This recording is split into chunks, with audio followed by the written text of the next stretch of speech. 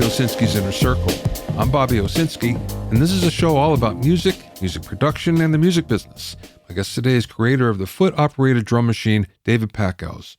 First of all, you probably never thought about this, but physical product might be the major label's downfall.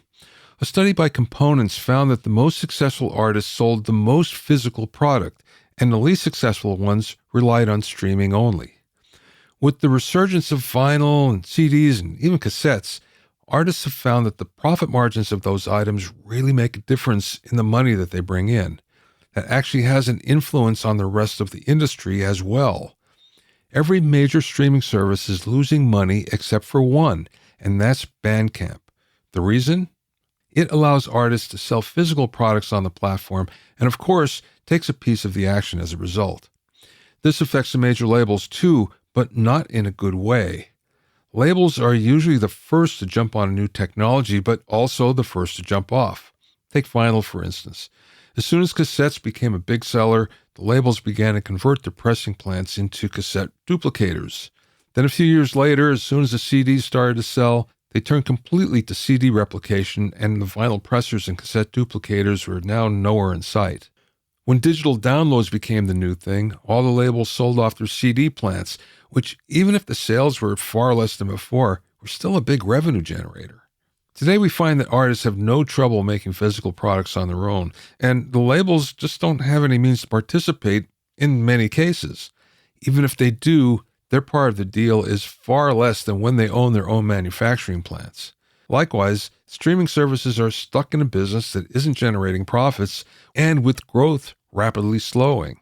For once, artists have the right strategy if they embrace physical products.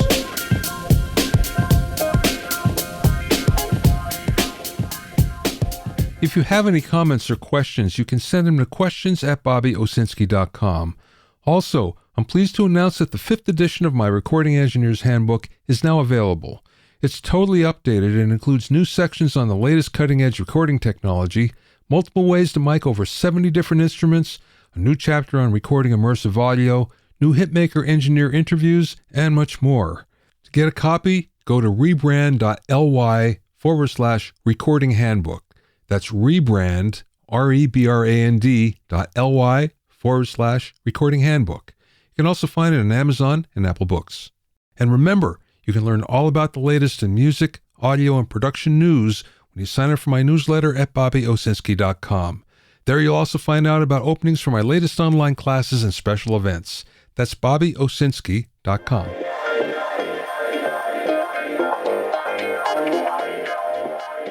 Now, a new service by BPB asked over 1,500 music producers about their thoughts on AI. Surprisingly, 73% of them thought that it was going to eventually replace them in some capacity. Despite their fears, 37% admitted that they were already using AI tools in their productions. It seems that most of these producers were creating some form of electronic music, and while it's true that that may be one of the genres that are most vulnerable to AI-generated production, experienced producers aren't really that afraid. If you've played with any of the AI composition and production tools, you know that most are either very limited or have a really steep learning curve. In fact, many AI-driven plugins allow for very little interaction with the AI at all. There are also many restrictions that most musicians aren't aware of, like poor audio quality, limitations on where the AI-generated material can be used, limitations on how it can be monetized, and even limitations on copyrights. And speaking of copyrights, the U.S. Copyright Office has already given guidance that a song that's 100% AI-generated can't qualify for a copyright. Plus, streaming services like Spotify and music distributors like TuneCore won't allow uploading of AI-generated content either. In the end, AI-generated music impresses consumers, but pros know that it only gets them part of the way there and needs a real human to hold its hand the rest of the way. It will only replace you if you're mediocre, but if you're good at what you do, you'll use it as a tool to make your music even better.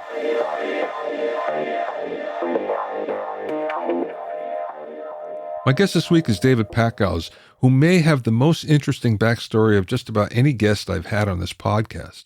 David is the CEO of Singular Sound and creator of the innovative Beat Biddy drum machine pedal, which gives guitar players easy control of drum loops and songs while they play live.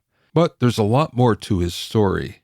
Prior to starting Singular Sound, David worked as a major weapons contractor for the U.S. Department of Defense, which is a big story in itself. In fact, his journey into arms dealing was the subject of the 2016 film War Dogs, where his character was played by Miles Teller. After that adventure filled with international intrigue, David pivoted back to music and started Singular Sound thanks to an extremely successful crowdfunding campaign. Besides the Beat Buddy, Singular also makes looper pedals and controllers, all with the performing musician in mind. During the interview, we spoke about navigating the dark world of arms dealing and how international politics plays a part, the key behind his super successful crowdfunding campaign, why Beat Buddy has become the ultimate drummer in a pedal, and much more. I spoke with David via Zoom from his office in Miami.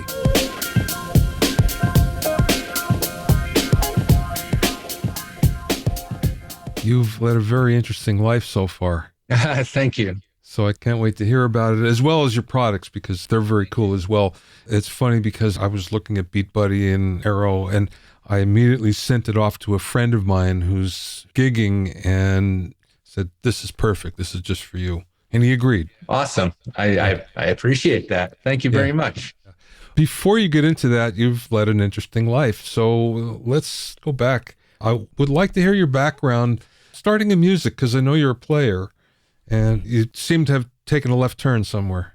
Yeah, I've taken more than a few left turns, and I guess you could say eventually you come back to where you start, right? You take enough left turns. Yeah, I've always been a singer. I've been a singer since I was a little kid, and my mom is an incredible singer as well as a guitar player.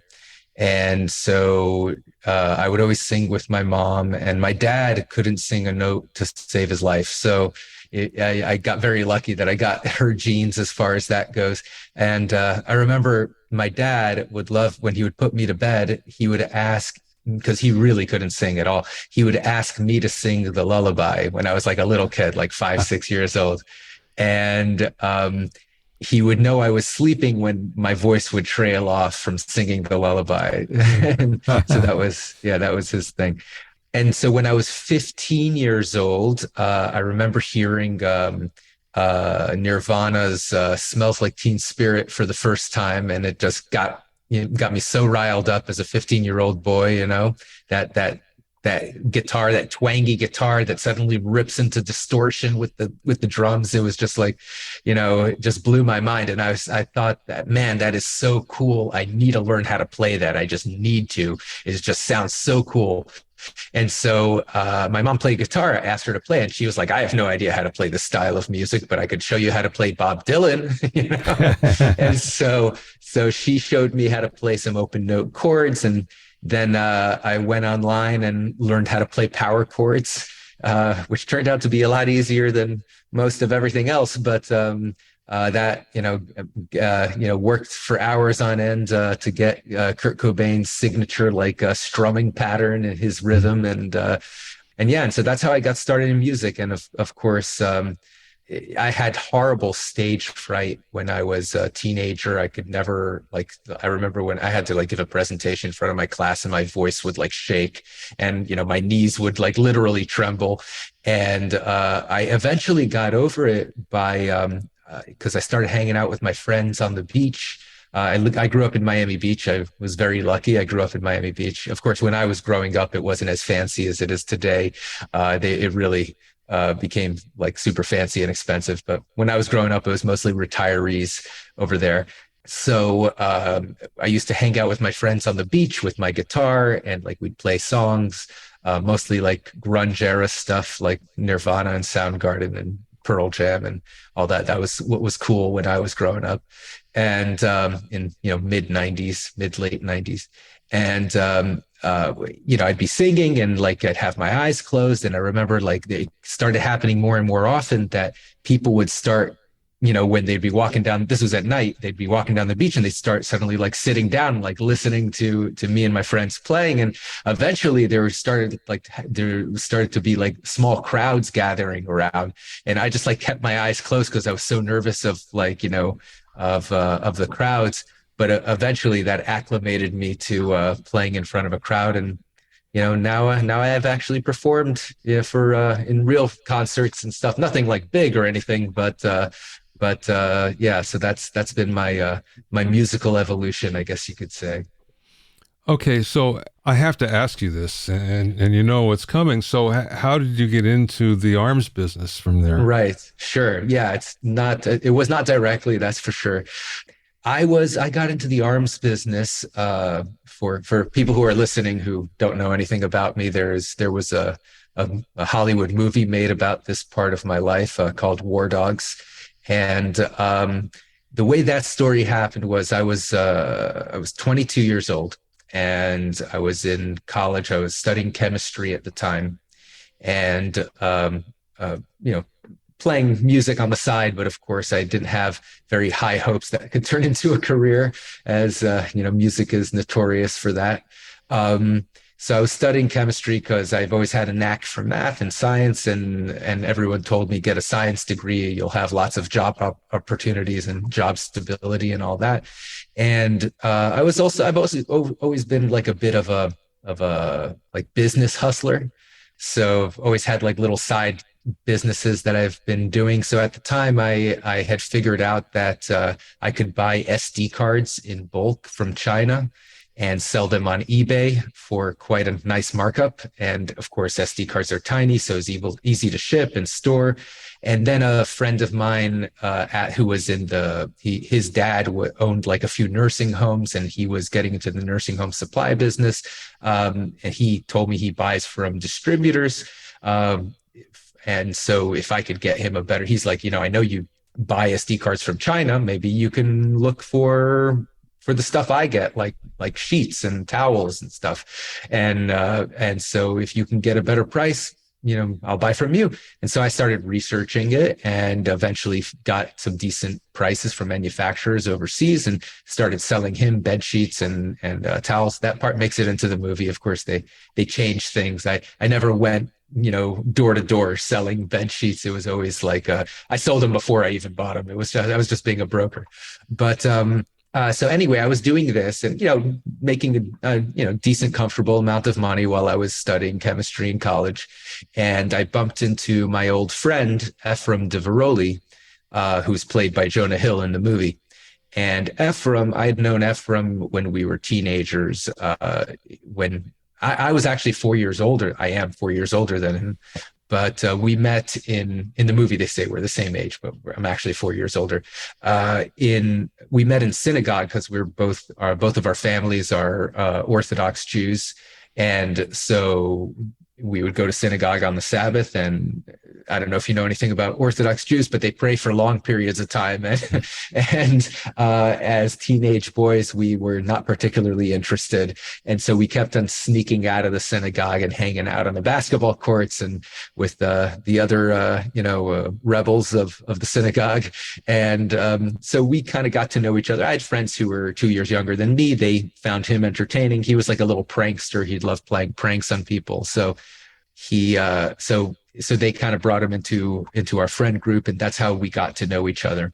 But when he was 16 years old, he got kicked out of his school. We didn't go to the same school. We went to different schools, but we both went to private Jewish schools and religious schools. So he got caught smoking weed, and so they kicked him out of school.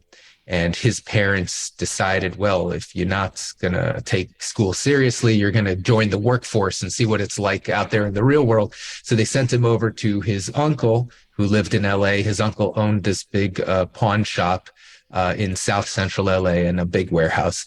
And he had him working in the warehouse, hauling boxes. And then he started putting him on the sales team, selling to people over the phone. And he got obsessed as a 16-year-old boy. He got obsessed with guns because his uncle also sold, pawn shops tend to sell handguns and various guns that people sell.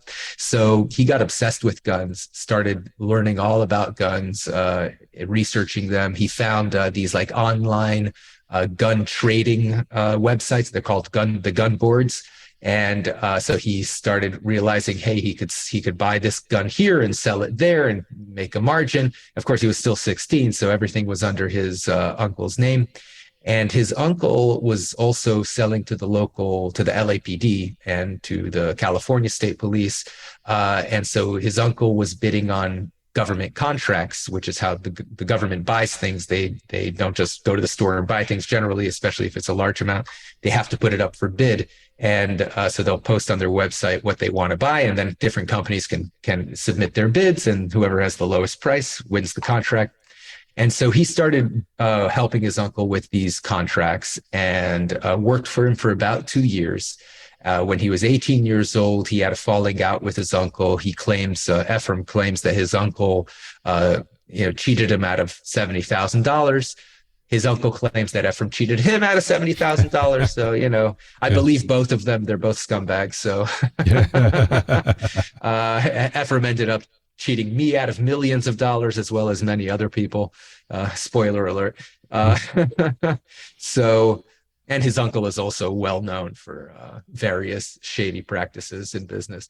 So, I wouldn't go on either side in that argument. But anyway, so he came back to Miami, and he took over. He was about to turn 18. He was still 17 and change.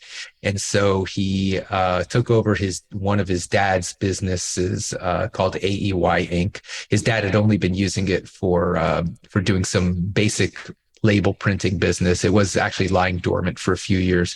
And so he took over the company and registered it with the federal government. And this was in 2004, right after the Iraq invasion. And so the U.S. was buying all sorts of things because the United States went into Iraq and bombed it and took over. And then it was trying to build, the government was trying to build a functional country, a functional democracy. The idea was that then the United States can leave. And part of that whole nation building process was arming the local police and army with weapons and various other gear. And so they're putting out these massive requests for quotation, these bids out on the site. And he started bidding on these contracts, and there was literally like $1 trillion going out on this. So he started winning these contracts, started doing really well. And about a year after that, we bumped into each other in Miami, and he asked me, he's like, hey, what you doing these days? And I told him about my SD card business and the bed sheets and the towels business. And he's like, oh, that's actually, what you're doing is actually pretty similar to what I'm doing. You look for suppliers overseas, you arrange logistics, you figure out licensing, you negotiate contracts, etc. It's more or less what I'm doing, but I bet I'm making way more money than you. So you should come work with me. I could actually use a smart guy I can trust that, I've been looking for a partner. So you should come work with me. We'll make a lot of money together. And I told him, well, how much money have you made? Right. Yeah. And he says, I'll tell you, but only to inspire you. It's not because I'm bragging. Okay. And he opens up his laptop and he shows me his bank account, and he logs into his Bank of America bank account. And I see in his bank account, he has $1.8 million in cash. And he was 18 years old at the time. And I knew that his parents did not give him that money, I knew his family. Like, there's no way that his parents just handed him $2 million. They didn't even have $2 million to hand him. So I was like, wow, this guy knows a business, and he's doing way, way, way better than I'm doing in my businesses. Not that I was doing badly, but it was nothing like this. So I said, well, you seem like you know what you're doing. So I'm in, let's do this. And so then we got into the business. He showed me how the federal contracting system worked, started teaching me about, the various procedures and the restrictions and all these things that you had to know and to do. And I started actually initially working on fuel contracts because he was already doing the arms, so he wanted to expand the business into a new area. My first contract that I won was for 50,000 gallons of propane that I sold to the U.S. Air Force in Wyoming.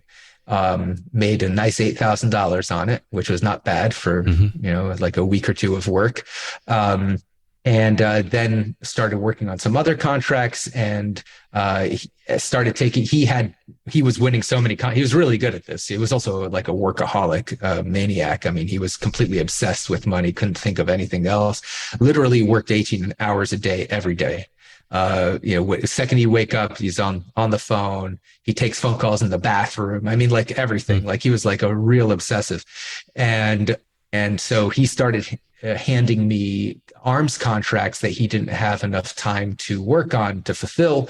He's like for I think the first arms contract I worked on was kind of interesting actually because it was like old weapons for special forces. So the United States likes to train U.S. Special Forces on many different types of weapons systems because when they get sent out to these countries to do missions, sometimes they have to use the weapons that they find in the field, and oftentimes those weapons are outdated, obsolete, made by foreign countries, and so they like to train them on as many weapons as possible that they can get. So he had won this contract to get like I think 150 different types of like small arms, and it like ranged like there was a huge range of like everything from like World War II era like Nazi handguns to Soviet stuff to like everything, and I had to go and search for these weapons. They were like, and they were very difficult to find, some of them, because they were rare. So that was a lot of work, and he didn't want to do that work. So he handed that to me to take over. So that was my first entry into the weapons business, and worked on a few other things. And then eventually we won this contract that we became infamous for. That was it was the biggest contract by far that we had won, and it was also one of the biggest, I think, small arms contracts in history. It was a contract the Bush administration wanted to arm the Afghan National Army with it as much as possible before Bush left office, because Bush thought that the next president would, because Bush was really unpopular at the time. So he thought the next president would be a Democrat, which he was right. Obama won, but he also thought that a Democratic president would leave Afghanistan immediately and abandon the Afghanis to their fate, which he was wrong. I mean, it took all the way until like Biden to actually leave Afghanistan. So Bush wanted to arm the Afghanis for like the next 30 years, so they'd have enough weapons, ammunition to fight off the various groups that were trying to take over. And so they put out this contract, and they had in Iraq, they had split these large contracts into like many, many small contracts, and it turned into a huge logistical headache for them. So they decided to make it just one big contract for Afghanistan to just like avoid the logistical headache. So they put out this bid, and we ended up winning it. We beat like huge Fortune 500 companies like General Dynamics and ATK Systems. These are multi-billion-dollar publicly listed companies. We managed to beat them, and we won. It was we had the lowest price by far, apparently, and our price was $300 million. That was the lowest price. Wow. Yeah. It was massive. It was like 30 different items, everything from pistol ammunition to tank rounds to anti-aircraft rockets. So it was a massive, massive contract. And we started delivering on that. And eventually we realized that some of the ammo that we were planning to deliver, the ammo coming out of Albania, had originally been manufactured in China in the 70s. And so we weren't sure if it was legal because there's an arms embargo against China that was placed on China in 1989 because of the Tiananmen Square massacre, where the Chinese government massacred a bunch of protesters who were protesting for democracy, and so the U.S. put them on a arms embargo to punish them for that. But that was 1989, and this ammo was manufactured in the 70s while it was still legal. So we weren't sure whether, and it was given to Albania as a gift because the Albania and China made an alliance in the 70s. And so we weren't sure if it was legal or not. And our contract specifically said no Chinese ammunition can be delivered under this contract. So we knew it went at the very minimum against the terms of our contract. So we thought at the time, well, we have two options. We could either tell the U.S. government about it and say, hey, we didn't realize that this ammo was going to be Chinese. We already got all the licenses for it. All the logistics has all been arranged. Do you guys want us to deliver this, or should we try to find another source? And they could have said, oh, sure, yeah, we didn't mean to write no Chinese ammo, period. We should have meant to write no Chinese ammo that violates the terms of the embargo. And this stuff doesn't violate the terms of the embargo because it was given to Albania in the 70s before the embargo existed. Or they could have said something along the lines of, well, you guys bid on this contract with the explicit requirement that you can't bid Chinese ammo, and all your competitors had to bid on this contract with the same requirement. So it's not fair for your competitors that you be allowed to deliver this. So we're going to take away this $300 million contract from you and put it up for bid. And we were like, maybe we shouldn't tell them about it. And that was our mistake. This is fascinating, and I'm sure we can go on for another hour just on this, but I do want to get to what you're doing now. Yeah, no, me too. And I didn't know how much detail you want. This is the short version, by the way. People can watch the movie, and I'm sure just someone making a movie about you is pretty unreal in itself as well. But tell me about Singular Sound, because you started, again, with your promotional hat on with crowdfunding for it.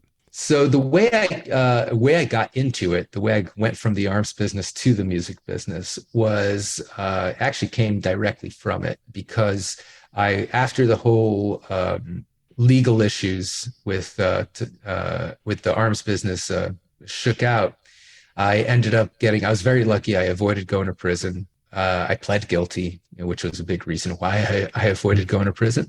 But I did get sentenced to 7 months of house arrest, which, after everyone's been through the lockdowns, that doesn't sound too bad. But at the time, I was playing a lot of guitar to entertain myself, and I really missed playing with other musicians. And people could visit me, but no drummer was going to bring over his entire drum set to my house just to jam. And even if he did, I was living in a relatively small apartment at the time, and my neighbors probably wouldn't have liked it too much if there was a drummer playing in my apartment. So I bought a drum machine, and I was using it to play beats and to make beats and to play along to it. But every time I'm a singer-songwriter style of musician, so mostly focused on like just playing covers and original songs and stuff like that. And so whenever I'd want to go from like the verse to the chorus and I'd want the beat to change up, I had to stop playing my guitar, press a button on the drum machine, go back to playing my guitar. Totally interrupted the flow of the music. It was very annoying. And so I thought, I have guitar pedals. Why don't I have a drum machine in a guitar pedal so I could operate it with my foot while I'm playing guitar? And I was sure someone already made it. So I went online to guitarcenter.com, and I searched, Sweetwater and on Google, and I looked for guitar pedal drum machine, and I couldn't find anything. The closest thing I found was that some loopers have like some beat options built in, but it's meant more of like as a metronome really than anything. You can't really do anything with the beat. The beat just is unchanging, right? Yeah. So I thought, well, that doesn't really solve the issue, because I want something I could change the beat as I go from verse to chorus, mix it up to make it sound more live, more dynamic. And nobody was making anything like this. And so I asked my musician friends if they'd seen anything like it. And they all told me, I haven't seen anything like this, but if you find it, let me know because I want one because that sounds super cool. I would totally buy something like that. So I thought, well, if nobody's making it and everybody wants it, this is a huge opportunity. And I did a patent search and I was shocked nobody had even patented the idea, which was totally shocking. And so it took me 3 years to get a functional prototype made. For the first year, I hired the wrong person. They more or less pretended to work, didn't really do much. Then I got kind of discouraged and let it sit for a bit. And then I was like, what am I doing? I got to get this thing made. This thing is awesome. And so I have finally found a good engineering team to actually build it correctly. And that's how the Beat Buddy, my first product, came into being. And of course, at the time, I didn't have enough money I had spent all my money on lawyers to keep me out of prison. So I was pretty short on money. And I didn't have enough money even to pay the engineers for the full engineering project, let alone to do manufacturing. And so the engineering team I found, I was so lucky. The lead engineer of the company, because I hired a engineering consultant company to do this, because I'm not an engineer. I wouldn't be able to do this. And anyway, you need mechanical engineering, electrical engineering, software engineering. There's no one person could make something like this. So the lead engineer of the company I hired was actually a drummer himself. And he told me, he's like, I have a lot of musician friends who are always asking me to jam with them. And I don't have time to jam with them because I've got a very busy job. And so I know that they would love this. They would absolutely love this. And so I know this is going to do really well in the market. And anyway, our company really wants to get into the consumer product space. Until that point, they'd only mainly done work for large companies, like utility companies and government organizations. And they've done stuff that was not consumer facing, and they wanted to break into that market.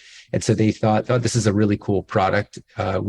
This would really help us with our marketing. So they really were motivated to do this product for me. But I told them I didn't have the money. I didn't have all the money. I had I had 1/5 of them. I had 20% of what they wanted to build it. And so they told me, well, we'll make you a deal. Why don't you, because you're planning on doing a crowdfunding campaign to raise money for the manufacturing. So why don't we build you a working prototype so you can do the crowdfunding campaign? You pay us the money you have right now as a deposit. And then when the crowdfunding campaign ends, you could pay us the remaining money that for the engineering. And if you don't raise enough money, then we'll do the manufacturing for you, and we'll take a cut on the manufacturing until everything is paid back. And so I thought, well, that's a pretty good deal. They're I'll say. Yeah, I was like, they're taking most of the risk here. I mean, of course, I'm putting every penny I have, all my life savings on this too. So it wasn't like I wasn't taking a risk, but it made me feel much more comfortable because if they don't get this thing to work, then they're on the hook. Then they're not going to get paid. So it was a pretty good deal. And I don't think that almost nobody will give you that kind of deal. I mean, that's extremely rare. Yeah, you're lucky on that one. Yeah, I got extremely, extremely lucky on it. I've been very lucky in many aspects of my life. I feel very grateful. But the crowdfunding campaign was a real success, though. Yes, it did very, very well. So yeah, I launched the crowdfunding campaign. It was actually on Indiegogo. Everyone thinks Kickstarter because that's what people know. But Indiegogo had better payment terms, and I needed the money as it was coming in order to pay for advertising to expand sales. And Kickstarter only gives you the money like 3 weeks after the campaign ends. Indiegogo gives it to you as it comes in. So that was a big difference. And so that's why we ended up going with Indiegogo, and it went very well. We ended up raising about $350,000 in a month, which was enough to pay the engineering team off as well as to get the first production run started. And so that did very well. And what was your goal? The goal was, I don't remember what our official goal was, but if we had raised $100,000, we would have been okay. So It was, it went many times over the goal. Yeah. So it was. Well, let me ask you a question about that, because one of the things that's so important for a crowdfunding campaign of any type is if you don't already have a mailing list or an audience, it's really hard to get anybody to even take a look at it. So how did you go about it? Because I get the feeling that you didn't have any of that. That's a great question. And that's actually what I was about to start talking about, because I knew that that's what you were going to ask. Crowdfunding campaigns, by and large, are successful or fail before they even start, right? Because people have this idea, oh, my campaign's going to go viral. It's going to get picked up by the media, and, millions of dollars are going to pour in, and I'm, not even going to have to put anything into it, right? That's usually not how it goes. Usually you have to bring your own audience to the campaign in order for it to be successful, and journalists won't cover it until it's successful. So you won't really get any coverage there until you already have some momentum. And these days, actually, journalists try not to cover crowdfunding campaigns anymore. So they're kind of moving away from it by and large. I think because there have been quite a few high profile failures where there are these very large crowdfunding campaigns turn out not to they don't end up delivering to the customers, and lots of people lose their money, and then people kind of blame the journalists for creating the hype. So journalists have been burned on this, so they try not to cover it at all anymore. So I think crowdfunding is losing a lot of its power in general these days. Though it still can work, and there are still successful campaigns, but it's not the same as it was when it was kind of ramping up about 10 years ago. So the way that happened with the Beat Buddy this is actually quite amazing. So I made about 9 months before the campaign started, I had made a demo video of the Beat Buddy. Now, I made a demo video using a mock-up product because I didn't have a functional prototype, but I wanted to show how it would work and to explain it. And so I made this demo video and I put it on YouTube. I was in the middle of making a website, and I had put it on YouTube unlisted, right? Because I wasn't ready to publish it. And then I started getting all these emails from people asking me about when's it coming out. And I was and I hadn't even the website was still in a very early phase, very basic stuff. I had my email address on the website and pretty much it. The video wasn't even published there. And so I was like, where are all these people coming from? And it turns out that even if your video on YouTube is unlisted, it'll still show up, or at least it did back then. I don't know if they've changed their policy now, but it'll still show up in search results. Mm-hmm. So someone searched for drum machine pedal or something like that, something relevant. And the video, even though it was unlisted, came up, and then they posted it to the Gear Page forum. Oh boy. And and then people saw it on the Gear Page and they went crazy, and they were like, this is so cool. And they started I got 300 emails. Yeah. From people. They're just asking me.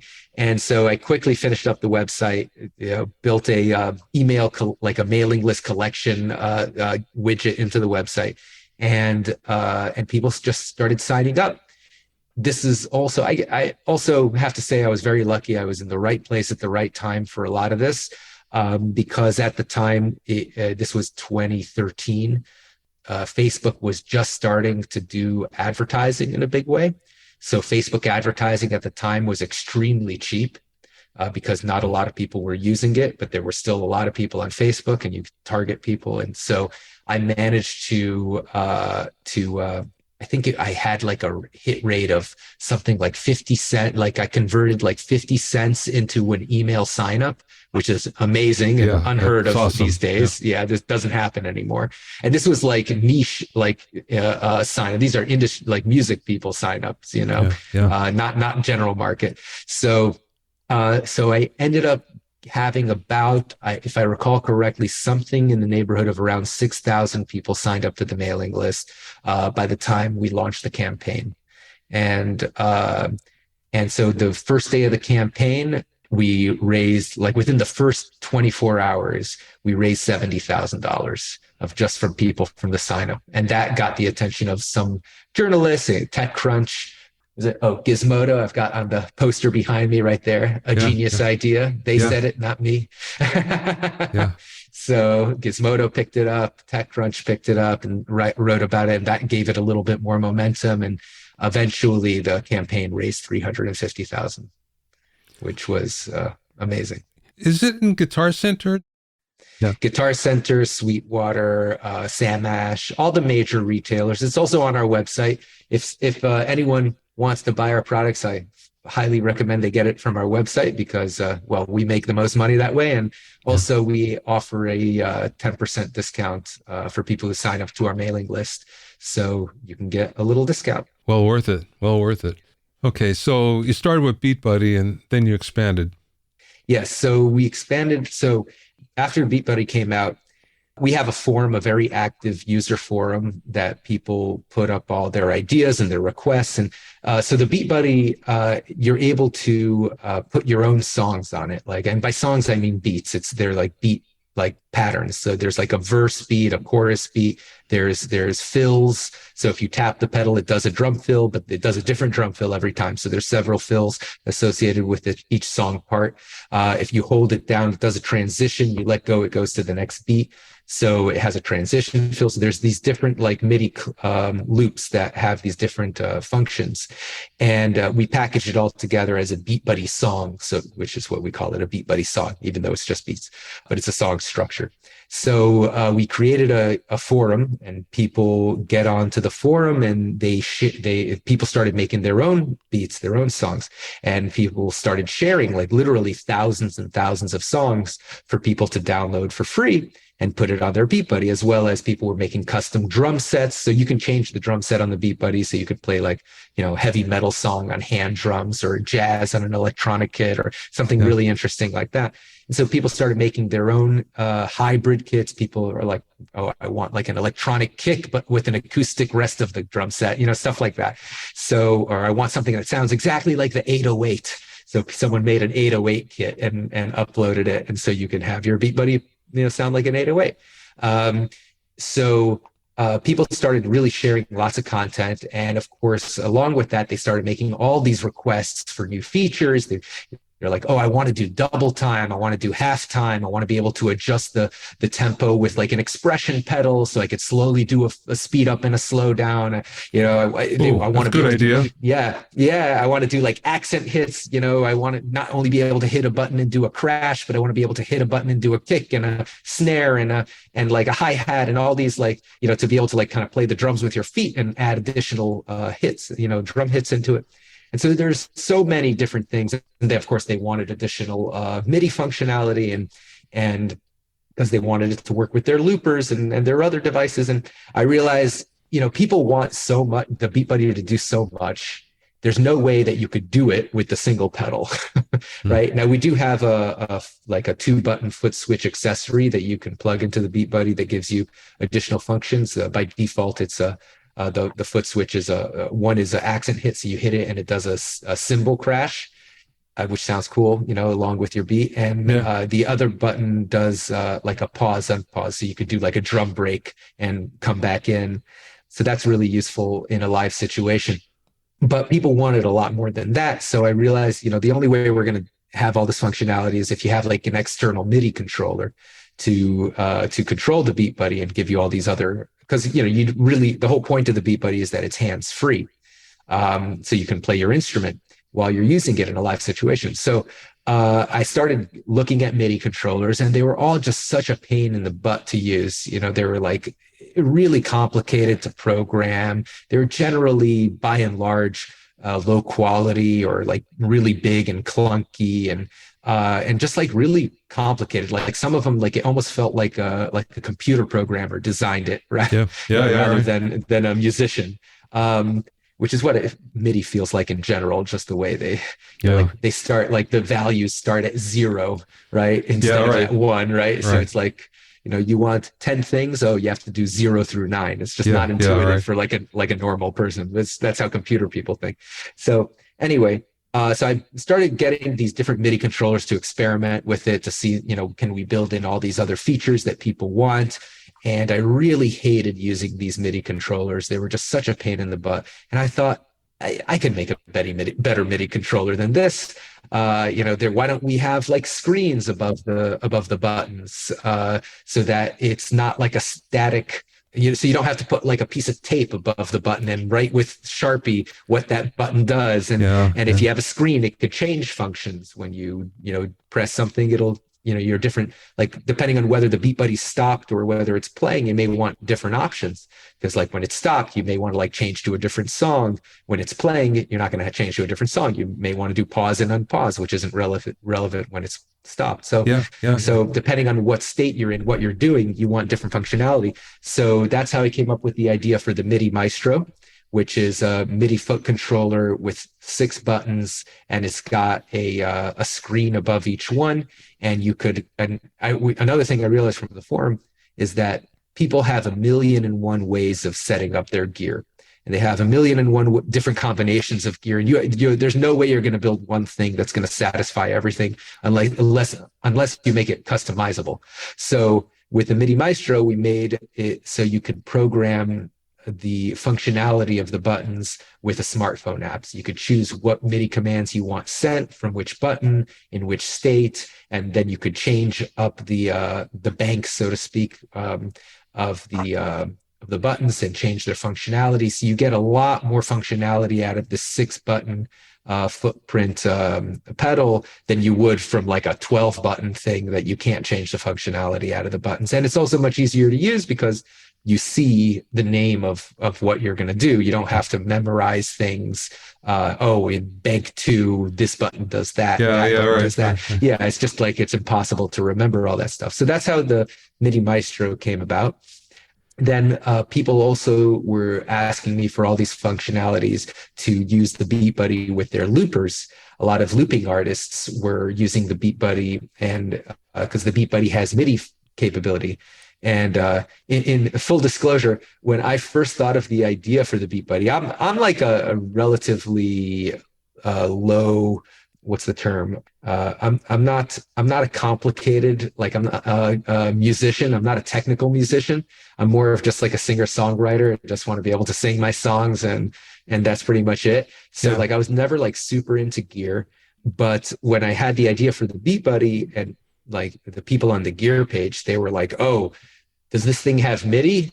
Because if it doesn't, it's just a toy. And if it does, it's going to change live performance forever." Right. And so I thought, wow, that's a pretty big difference. So I better look into this MIDI thing. I didn't even know what it was at the time. And so I asked the engineers, I'm like, "Hey, can we put MIDI in it?" And they're like, "Oh yeah, we can do a port for that." And it's not that big of a deal to add that in. So we added that in, and that has enabled it to just be so much more than it would have been without it. So people were connecting the Beat Buddy to their loopers, and they wanted to have all these new functionalities, like when you change song parts, can it like trigger the loop change and things like that. And so I started buying loopers to experiment with it. And I realized I'd never really used loopers before, but I realized this was, a lot of these loopers are a real pain to use. They're very limited. And one of my biggest pet peeves at the time was that I realized that, especially for someone who is not such like a proficient musician, and I would not claim to be a great musician, as someone who's not a particularly proficient musician, like if you have a long loop, it's easy to lose your place in the loop, especially if it's a bit repetitive. You don't know when that loop is coming back around. And that makes a big difference when you're like you want to lay down another loop to go with the first loop, or when you want to change, the loop, or to stop it, you don't even know where it's going to stop. Is it going to go for another 4 measures, or is it going to stop right there? So there's like no visual indication of the loop for the vast majority of loopers. And so I had the idea, I'm like, well, why don't these loopers have a screen, and it could show the waveform just like a DAW would on your computer, and nobody else was doing it. And I thought, well, if nobody else is making a looper with a screen, that is something that everyone's going to love. So that's how I got the idea for the Eros looper. And of course, we've built the arrows to a lot more than just the screen, the visual display. We built it so it has 6 song parts, so you can have 6 different sections of the song.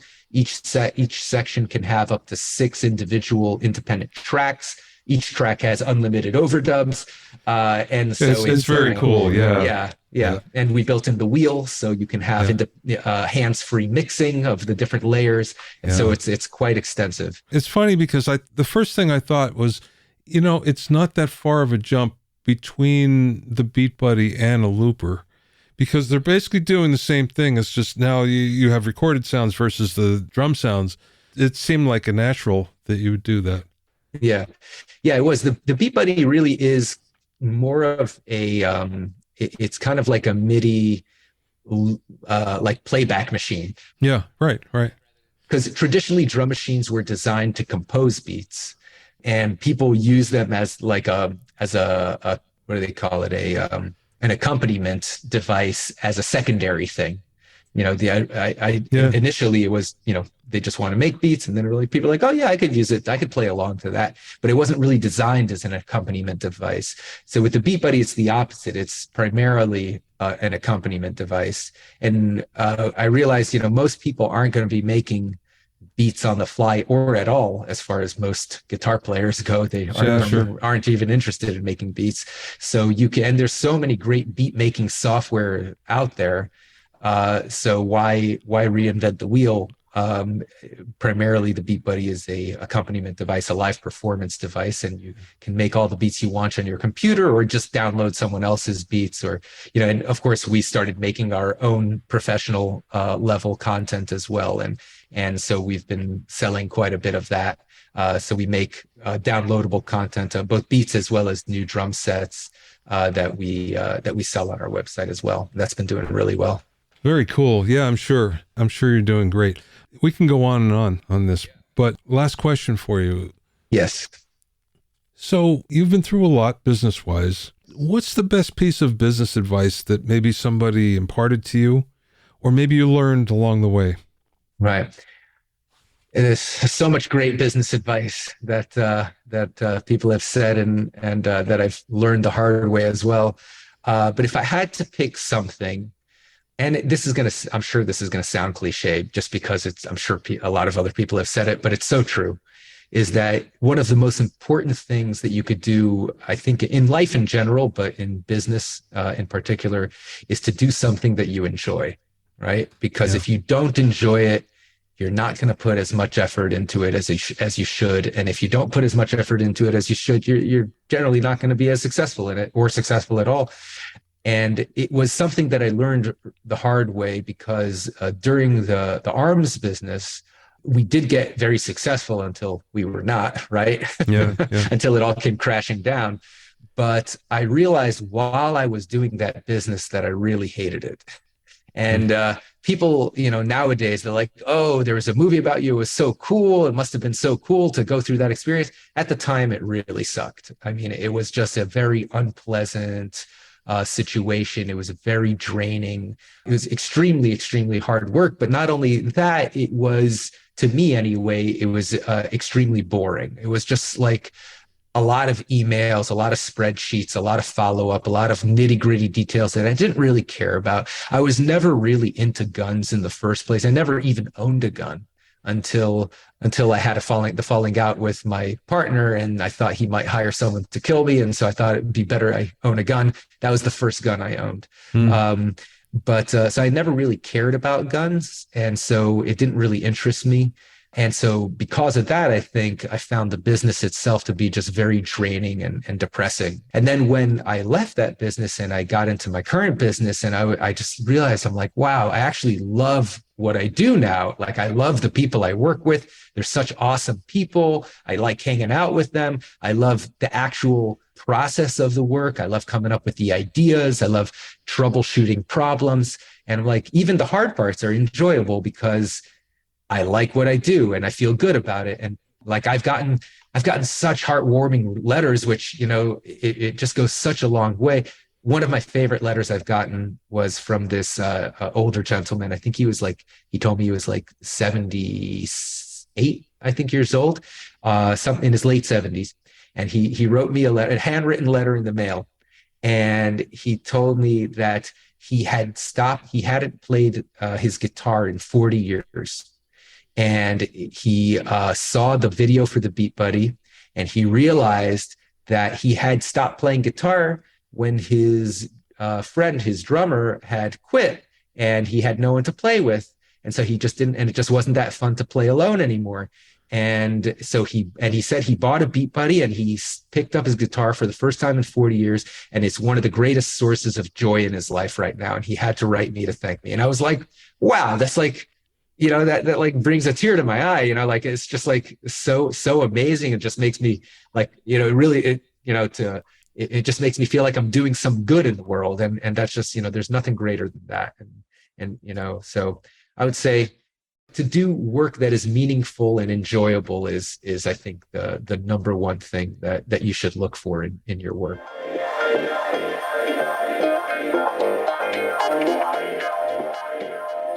You can find out more about David and Beat Buddy at singularsound.com.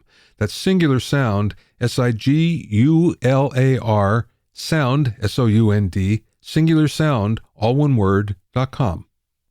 Thanks for listening and being in my inner circle. Remember, if you have any questions or comments, you can send them to questions@bobbyowsinski.com. Remember that you can learn all about the latest in music, audio, and production news when you sign up for my newsletter at bobbyowsinski.com. There you'll also find out about openings for my latest online classes and special events. That's bobbyowsinski.com.